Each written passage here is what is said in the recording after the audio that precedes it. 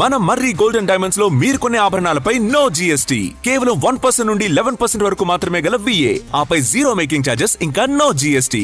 మర్రి golden diamonds. జాబిల్లిపై ఇల్లు కట్టుకుందామని చిన్నప్పుడు కథల్లో విన్న మాటలు ఇప్పుడు నిజం కాబోతున్నాయి.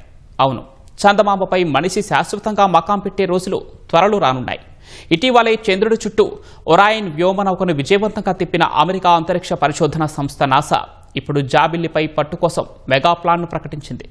దాదాపు 2 లక్షల కోట్ల రూపాయల వ్యయంతో చంద్రుడిపై కాలనీ కట్టేందుకు 3 భారీ మిషన్లను సిద్ధం చేసింది.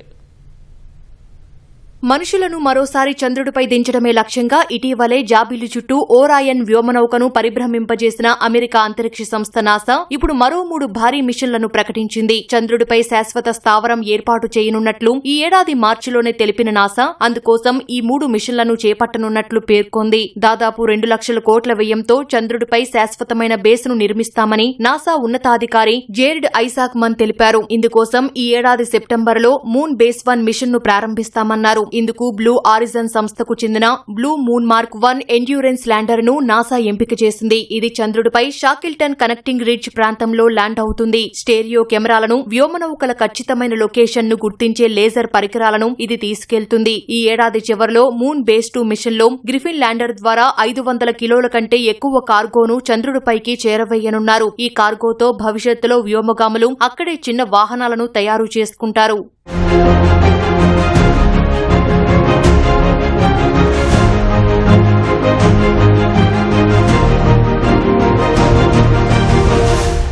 మూన్ బేస్ 3 మిషన్లో చంద్రుడిపై ఉండే రహస్య ప్రకాశవంతమైన వలయాలను అధ్యయనం చేయడానికి లూనర్ వెరిటెక్స్ అనే పరికరాలను తీసుకెళ్తారు. ఇందులో ఐరోపా, కొరియన్ అంతరిక్ష సంస్థల పేలోడ్లు కూడా ఉంటాయి. శాశ్వతమైన బేస్ ఏర్పాటు తొలిదశలో భాగంగా రాబోయే 3 ఏళ్లలో చంద్రుడిపై వివిధ సాంకేతికతలను పరీక్షిస్తారు. 2028 ఆర్టెమిస్ 3 మిషన్ ద్వారా వ్యోమగాముల కోసం లూనార్ వెహికల్ సిద్ధం చేస్తారు. 2029-32 మధ్య చేపట్టనున్న 2వ దశలో చంద్రుడిపై పవర్ గ్రిడ్ వంటి శాశ్వత మౌలిక సదుపాయాలు నిర్మిస్తారు. 2032 తర్వాత జరిగే 3వ దశలో చంద్రుడిపై ప్రయోగాలు, క్రమం తప్పకుండా వ్యోమగాములను పంపడం వంటి కార్యక్రమాలను చేపట్టనున్నారు.